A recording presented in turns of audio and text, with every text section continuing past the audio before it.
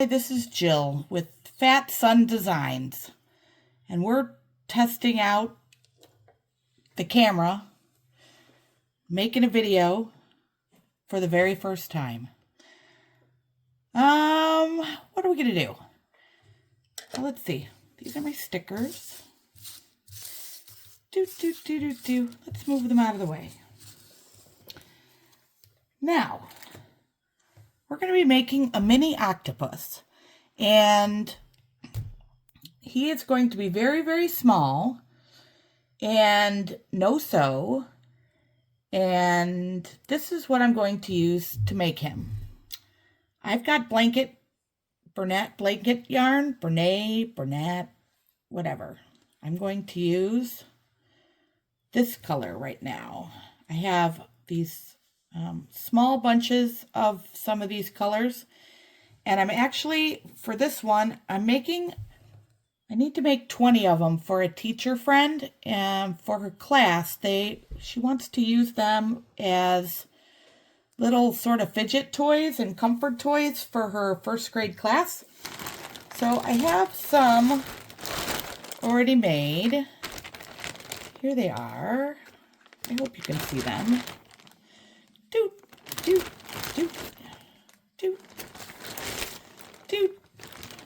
Here they are. And as you can see, they're quite small. But she thinks that they will like being able to squeeze them and play with the little tentacles. And since they're first graders, she was concerned about the plastic safety eyes, so there are none in this particular case. They're falling all over. So I did not use any plastic safety eyes at all. I am still deciding if I'm going to embroider some eyes on there. But for right now, they are eyeless. But they are cute. All right, so we've got, I'll leave one of these out, and I'm going to put the rest of these away. And then I'm going to move some of this other yarn out of the way. So what are we going to need for this project? I am using Bernat Blanket yarn, and I am using a 6mm hook. I don't know if you can see that, but 6mm hook. I have a stitch marker. You don't have to use like a little embroidery needle to close it all up, but we will use it at the very, very end. And my little safety scissors. And I'm not hawking any particular safety scissors, but I got these on Amazon in like a 3-pack. And I love these little scissors. They're super tiny, they're super sharp, and they just really do the trick. And they're like bright pink, bright yellow, bright green are the ones that I have. And so I can find them in the mix of the yarn. I can always find them. So I really like these. What else? Let's get started. So we're going to start with a magic ring, and we're going to put 6 single crochets in that magic ring. And just so, I don't know if you can hear it, but I have 2 dogs, Gus and Zeta, and they are big dogs, and I have taken over one of the spare bedrooms, because we are empty nesters now, and so we have an extra bedroom now. And the dogs like to hang out on the bed in the extra bedroom, and they're wrestling right now. And so you can probably hear them squeaking toys and wrestling in the background. So we're just going to ignore that. Okay, so we're going back. We're starting with a magic ring. I'm sure there are 64,000 ways to make a magic ring, but this is the way that I learned to make a magic ring. I take my yarn end and I wrap it around my finger all the way, and I make an X, and I pinch off that X, and I switch where that X is to my middle finger and my thumb, and I take the long end of the yarn and I put it over my first finger. I take my hook and I put it in that loop that I made, the ring, and I grab the yarn and scoop it up. And now it's like a little loop on there. And I yarn over and pull through. Like that. And when I use blanket yarn to do this, or chenille or velvet or anything, I make this little first, which is not an actual stitch. It's just the makings to lock in the magic ring. I do not make this very tight. So this is pretty loose. But I crochet tight, I should probably say that. And so normally this is hard for me to make this that loose. So now that I have this, we have our magic ring, we're gonna put 6 single crochets into it. So I'm just feeding under and I'm making 1, there's 1 and 2. And I have, like I said, I gotta make these loose so I don't get that like little cone shape for that first round. I really hate that, and I have real trouble with it. And so this is my way to try to alleviate that, is to make these first stitches really loose for me. I think most people crochet a lot looser than I do. Did I just do 6? See, this is my first time making this video, so I have no idea. How did I do? Let's count. We got 1, 2, 3, 4, 5, 6. Oh, I have 7. 7. Yeah, okay. So we'll take one out. Boom. All right. So now we have 6. So let's count them. We have 1, 2, 3, 4, 5, 6. And this first little knob here, which always used to confuse me, is where that kind of locking stitch to make the magic ring. So we don't count that one. Also, I should say that I like using variegated yarn, not just because I like the colors and the change of colors, but when if you are new to using blanket yarn, it's a lot harder to see the stitches than it is if you're just using regular worsted weight yarn. And so as it's kind of a trick, when I first started using the blanket yarn, it worked out really well to like the variegated yarn because the stitches seem to identify themselves in the different colors. And so it's easier to count your stitches and to find your stitches, I think. So anyway, so now we're going to close off round 1 and start round 2. This is how I do it. So I put my hook in, so I'm going to make that next stitch for the start of round 2. And I make the stitch, and then I hold on to the back. I'm holding on to the ring, and I'm grabbing the yarn tail, and I'm carefully pulling it until it pulls that whole ring tight. So as you can see, like I said, I crochet really tight, so I get this tight ball of magic ring. And I also don't have, if you notice, my yarn tail is not super long. Bear with me here just for a second. Hey guys, quiet. All right, back to it. So now we have the 6 single crochets for round 1, and we have made our first single crochet for round 2. So I just mark that first one. Enough. Enough. Go on. No. No.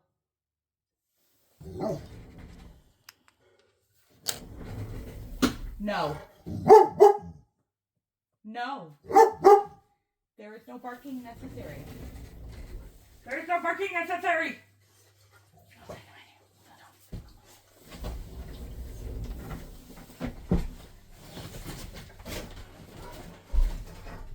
Whee!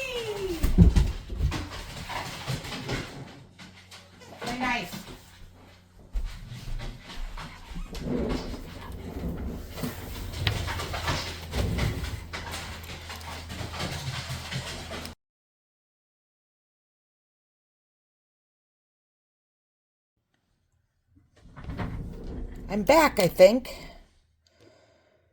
All right. Let's continue. We had just finished the magic ring and put in our 1 single crochet for round 2.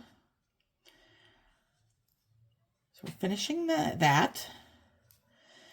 And then we're going to have the fun of starting round 2, which will be an increase stitch in each one of the 6 stitches we already have, which will bring us to a total of 12 stitches. Now, an increased stitch is 2 single crochets in the same stitch. So I already have 1. I'm going to put my hook back into that same stitch, pull it up, and do a second one. Then I'm going to find the next stitch. And as I've said, I really like the variegated or multicolored yarn because it helps you see your next stitch. So it's easy for me to see the next stitch that I need. So I'm going to put 2 single crochets in that one. And I'm going to continue on to the 3rd stitch. And 2 single crochets in that one.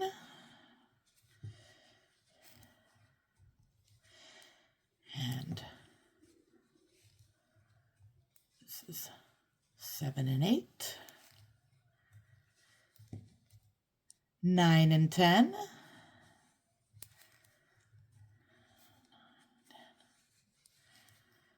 And boom, 11 and 12. 11, 12. All right, so now we have 12 stitches around. That's round 2. I'm going to move my stitch marker. I like it normally in the last stitch that I do of a round.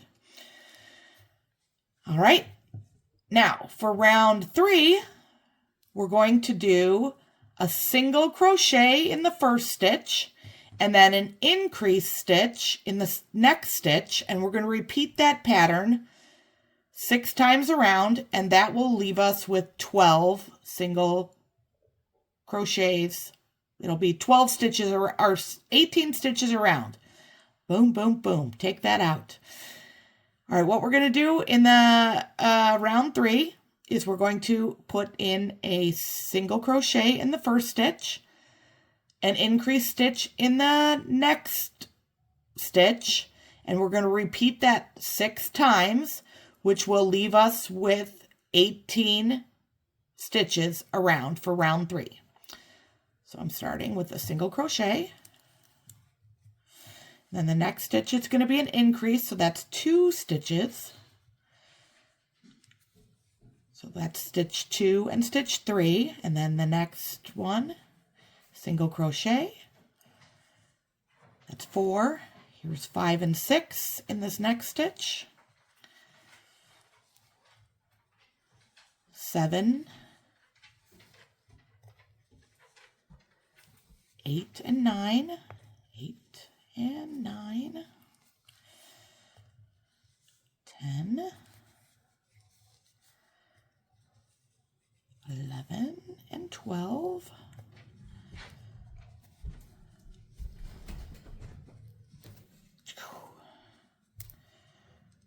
13, 14 and 15,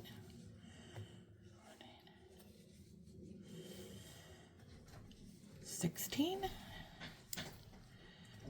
and in this last one will be 17 and 18,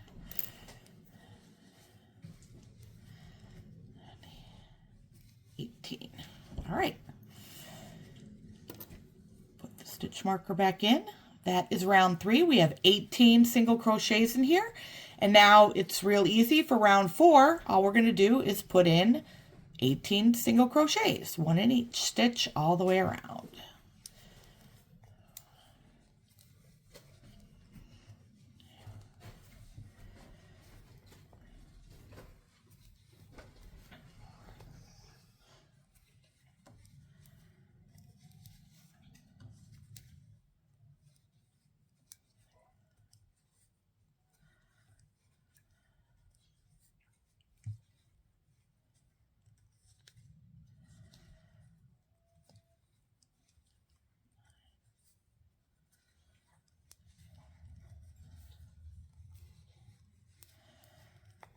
11, 12, I'm a counter,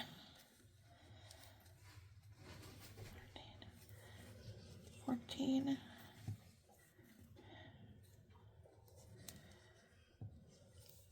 15, 16, 17, 18.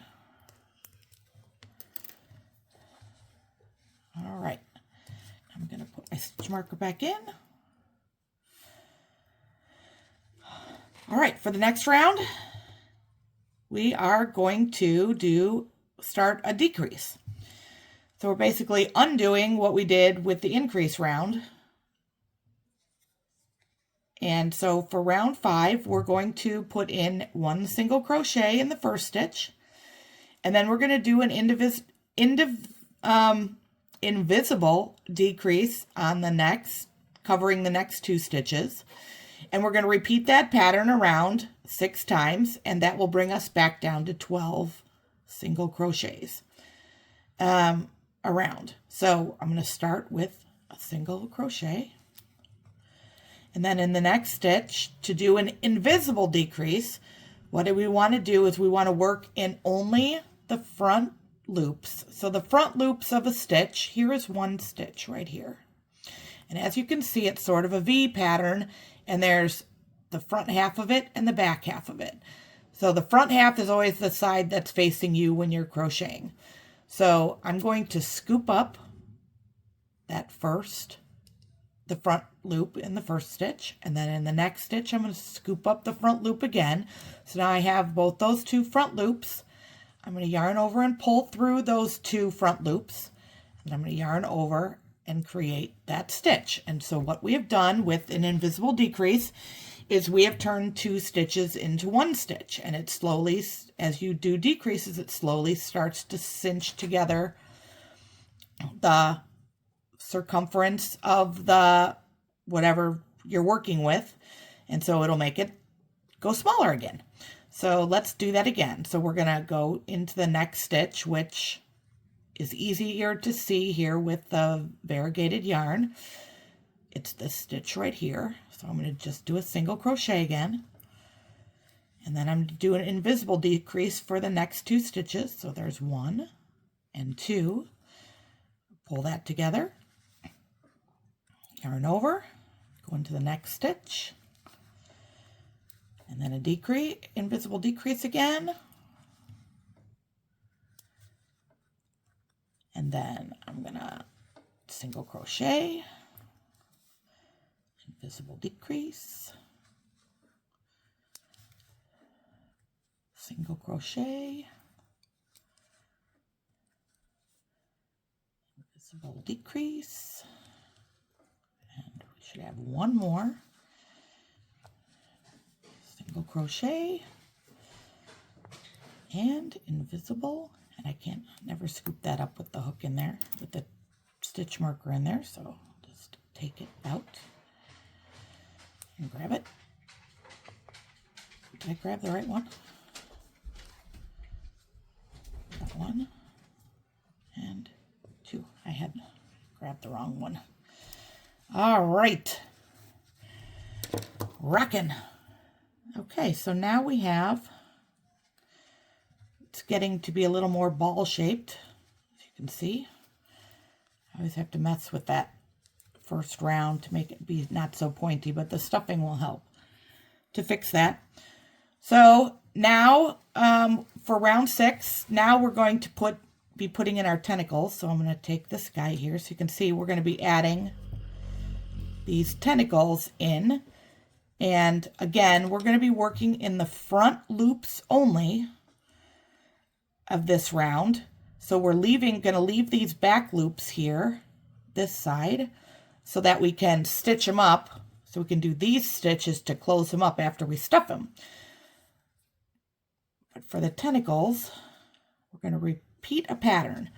We have 12 stitches to work with, and we need 8 tentacles. So what we're going to do is we're going to make 2 tentacles, and then we're going to put in a space stitch, and then we're going to repeat that pattern around 4 times. So we're going to do we're going to scoop up the front loop of the first stitch. We're going to scoop it up, and we're just going to do a slip stitch. So we're not yarning over, we're just taking that loop that we grabbed and we're going to pull it through. And then we're going to do we're going to do a chain stitch. So we're going to do 3 chains. And then we're going to work starting in the second chain down. So we have 1, 2, 3. We're going to, in the second chain from the hook, we're going to scoop it up and just do a slip stitch. And then in the next stitch, we're just going to do a slip stitch. And then we're also going to do a slip stitch back in the front loop only of the same stitch that we were just making this tentacle off of. So I'm grabbing that front loop again and I'm making a slip stitch. Okay, so now we got our little tentacle, and we're going to repeat this exact pattern with the very next front loop. So I'm going to scoop it up and I'm going to do a slip stitch. And then I'm going to chain 3, 2, 3, and I'm going to find the second chain, and I'm going to slip stitch, and I'm going to find the third chain, and I'm going to slip stitch, and then I'm going to do one more slip stitch back in the original front loop of that same spot. Okay, so now we have two little tentacles, you can see them. And now we're going to put in our spacer stitch, and we're just going to do a slip stitch. So we're going to scoop up that front loop and just do a slip stitch. Now we're going to repeat this pattern 3 more times. It's going to be front loop only, slip stitch, chain 3, slip stitch in chain 2, slip stitch in chain 3, slip stitch back in the original stitch, and then repeat it. Slip stitch. My yarn is the end, the end of a roll of or a skein of yarn.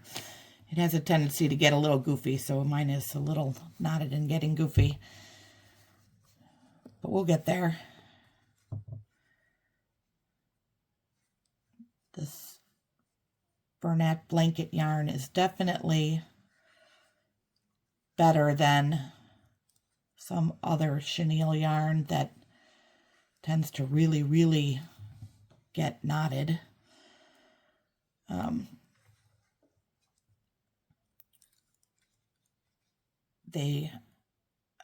I've tried some that the yarn tends to fray and fall apart and you're left with just like a little thread. And I think it probably acts worse for me because I stitch so tight that I think I just yank all that fluff right off the yarn. I suspect that I am more than a little bit part of the problem there.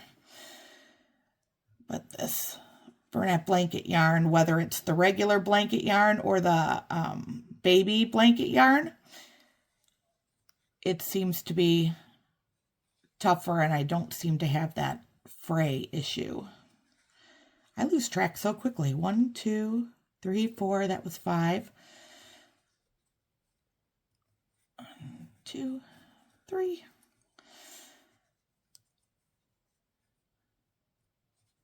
But I think when you're not on camera and you can just crochet any the way that you want, I think this project goes by very quickly. It's very satisfying to be able to make something so cute so quickly. I like it. And I sure do hope that the kids wind up liking it too.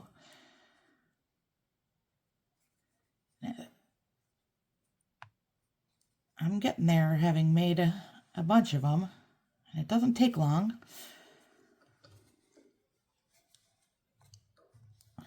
I did it again. I lost my count. 1, 2, 3, 4, 5, 6. This is 7.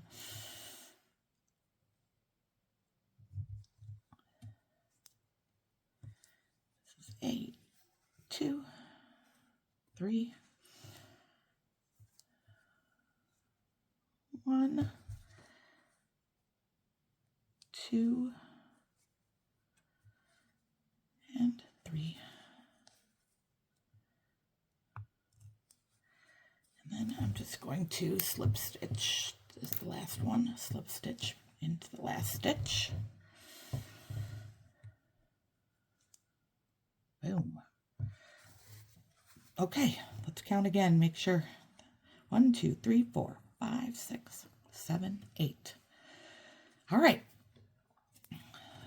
So I'm going to show you the back of this little guy. Before we stuff them, we're going to start closing them up before we stuff them, so the stuffing is out of our way or in our way for the least amount of time.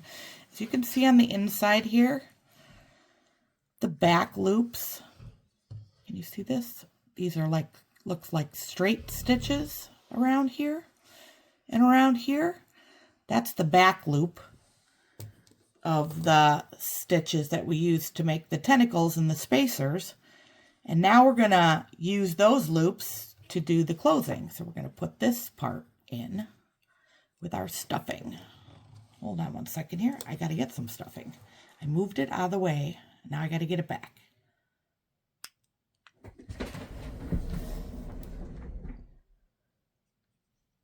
And yay, I have stuffing now too. Okay. So before we put the stuffing in, what we're going to do is we're going to decrease all the way around. So we should be able to get 6 decreases. And the way I'm going to do it is I'm going to find that back loop. And I'm going to grab 1. I'm going to grab 2. I'm not worried about an invisible decrease right now. I'm just trying to get those loops, and I yarn over and scoop them both up. And then let's do a second one. Find the second one. Yarn over, grab 2, pull them through. Now we got 2. And this is basically cinching up the body. I'm going to do 3 of them. And then I'm going to put some stuffing in. All right, so I've got my stuffing. I put it in little pieces so I can shove it into all the sides.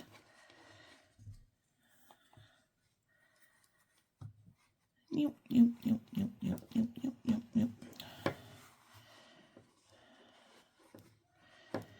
I'm trying to fill these pretty full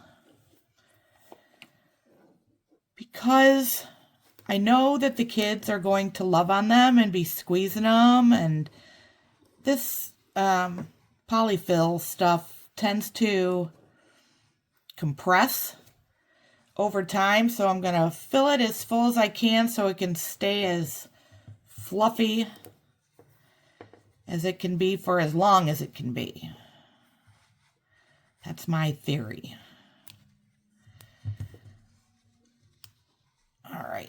So I'm going to find, now I'm going to go back. And now I stick my finger in the stuffing to hold it away from the stitches where I want to be. So I'm not scooping stuffing out with my hook as I try to close this.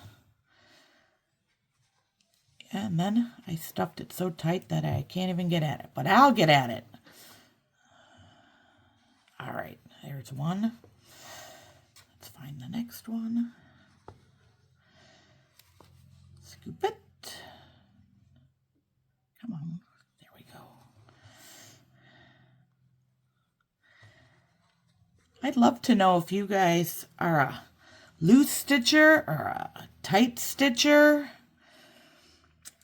And where do you like to crochet? I, have this.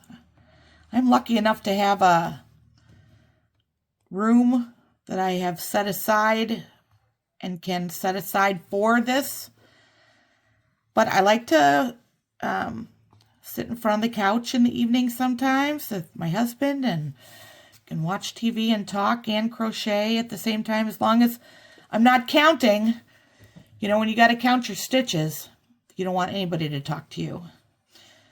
I've seen the funniest memes and videos about that. So now that I have my 6 stitches, it's not quite closed. There's still, I can still feel a hole. It's hard to see, but there's still a little hole. But I'm cutting off my yarn and I'm leaving somewhat of a tail, but not a huge tail. It's a little guy. It doesn't need that big a tail. And now I'm going to use, instead of, you can use either a yarn needle or you can use your hook. And I've learned I can just use my hook to grab. What we're going to do to cinch this up is we're going to go around the rest of the stitches and find the front loop only. And we're going to grab the yarn tail and pull it through that top, and we're going to give it a little bit of a tug. The first one doesn't tug so much. But what we're doing is, that's what we're doing, is cinching this little guy up. And I'm just trying to find the front loop. And pull through and give it a little tug. And you want to do these one at a time until you have it happily closed. You don't want to loop through all the front loops and then try to yank at it, because that's when you're likely to break this tail. And that's a bummer when that happens. I only had to do a couple of them because it was pretty well closed. And now I am, you can take your hook and feed this yarn tail around and through here and back and forth with the hook and just pull on it and grab it and pull it through in places. But since I have the stuffing so full in there, I have trouble when I close it using the hook, because I wind up grabbing hooks of stuffing and pulling it out the other side. So I'm going to do it this way with this yarn, and I go through and go up to the center, and I'm pulling it tight there, and then I am going to feed this back through, and I go just in different directions, and I don't pull too tight because I don't want to make it pinch off, but I go through as many times as it takes to get down to near the end of the yarn. That's enough. So I can trim this off if I want. I'll just trim that little bit. And then I use the back of the needle to take this little tail and tuck it back into the stitch, so it's hidden in there. And then I just go like this and squish, and it hides the hole and it hides the yarn tail, so you can't get at it. And so the kids don't know where that yarn tail is. They'll never get it back out. And boom, look what we have. Look what we made. He can add to his buddies. Look at them all. Isn't that fun? I want to thank all of you for sitting through this video. I appreciate it very much that you took the time to watch it. I would love feedback, because as I've said, this is my first try. I hope the editing process goes well, and that it worked out, and I will be able to make more than one. But as it is, thank you. Have fun. Enjoy the crochet. This is PhatSunDesigns and Jill signing off.